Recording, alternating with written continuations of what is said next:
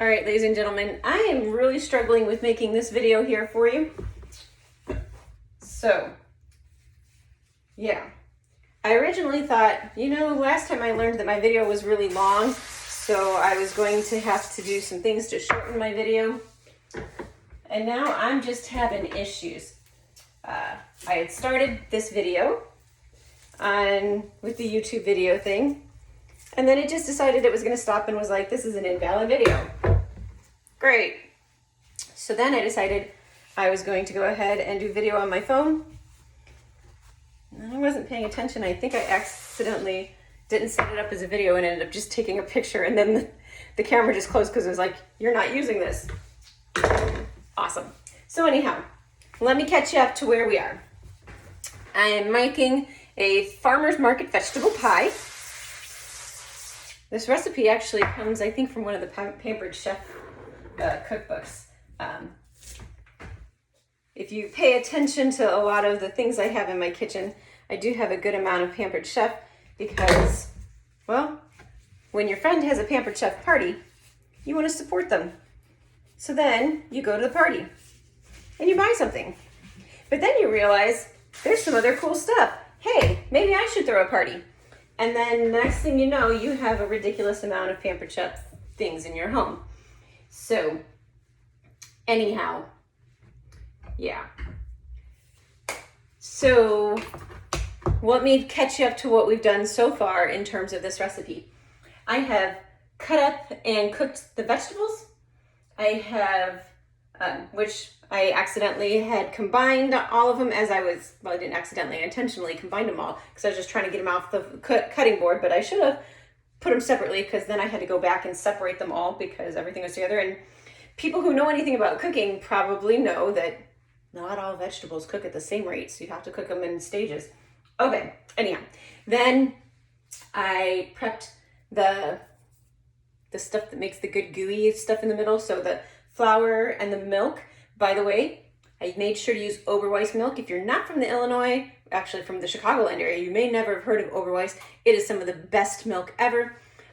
They're headquartered in North Aurora, so I don't know exactly where their cows are, but it is delicious.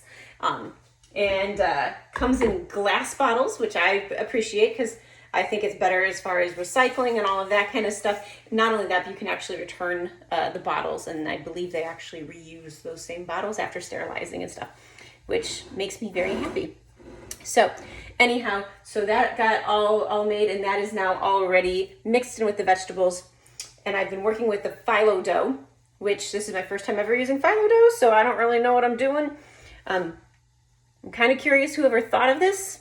In fact, I've always just been curious whoever thought of making anything that's baked. I mean, who would have thought, hey, let's take this plant that's out in the yard and let's mush it up, and now let's throw some eggs in there and maybe some sugar and some other things, and now let's heat it. Like, who thought of this? I don't know. But anyhow, so the phyllo topping, I've done all the things it said to get prepared. So now I'm supposed to pour. Do I pour it all in before putting any of the phyllo stuff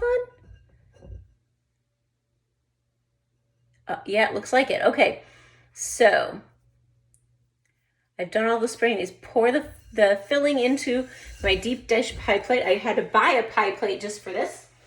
I'm not so sure it's all gonna fit in here, but we'll see. If not, I will find a creative solution for the rest. Oh, wow, this is heavy. Okay, I'm probably gonna drop something. All right. Oh, but that looks delicious. And it's definitely not all gonna fit in here, but that's all right. There's a chance that some of my proportions were too big. You think? Yeah. All right, scoot over. What you doing here? All right. Yeah, I guess I can heap it on. There's nothing saying I can't heap it on, right? Still gonna have a little extra. That's really heaping. Okay, the rest of this I'm just gonna figure out something else to do with because that is a lot. Oop, dripping all over the place. It's gonna be a fun mess. All right, so now I put that in there. Starting at the outer edge, arrange phyllo dough strips end to end in a spiral pattern. Oh, so it's gonna make it look like I'm putting a flower on top here. So I'll bring this, ooh, here, take a look. Looks pretty good. All right, so gonna go like this. If I'm understanding correctly, this is what I do. Okay. This is not usually what I think of a pot pie being like. I usually think of it being where it's like, oh, and by the way, this is actually more phyllo dough than it's supposed to be, because it's supposed to be smaller phyllo dough than what I found at the grocery store. And I was gonna try to cut it to size, but then I realized it was so thin. I was like, I don't know what I'm gonna do. So anyhow, yeah, that might be my mistake for this one. We'll see. It may end up being okay. I'm not so sure this is gonna cover this all the way though, which is interesting. Wow. All right. Oh, it looks so good. It looks so good. Oh, it's gonna look like a flower. Okay. So now I put it in and I'm gonna cook it for 12 to 15 minutes. So I will edit out those 12 to 15 minutes so you don't have to sit here awkwardly waiting. And so I will be back with you in a little bit. All right, ladies and gentlemen, it's been 12 minutes. So let's take a quick peek in here and see what it looks like. Oh, that looks really good. I have no idea how you tell if it's done, but I imagine if the phyllo dough looks pretty good, it's probably done. We're gonna go with that. So anyhow, in the process of cooking this, I followed my sister's wise advice, and I put a pan underneath my pie dish just in case it boiled over. So we'll find out in a moment if that was necessary. Ooh, it was not necessary, but I'm glad I did anyway. I'm gonna go ahead and turn off the oven so I don't forget. I'm gonna bring this over and show you. It looks delicious. See if I can do that without dumping it. All right, so now the moment of truth. Is this going to be edible? So we'll get a plate. How does one go about serving this, I wonder? Can I just use this? Ooh, that crispy crackly sounds really good.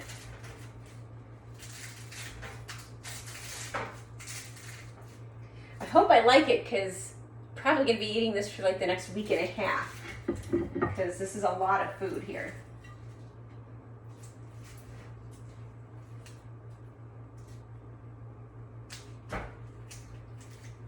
Okay, maybe not a week and a half, but like a week. Okay. Okay. Voila. Looks delicious. And let's see what the verdict is. There's so many different variables in it though, so maybe some of it will be awesome. I think it'll all be awesome.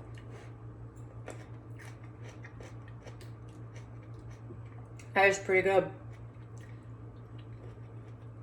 Maybe a little undercooked, but at least with vegetables undercooked, not gonna kill you. I think I said that in the last video too. So there you go. There is our second episode of Kitchen Catastrophes with Melissa. If you have suggestions for the next recipe that I attempt, please let me know. I hope you enjoy this episode.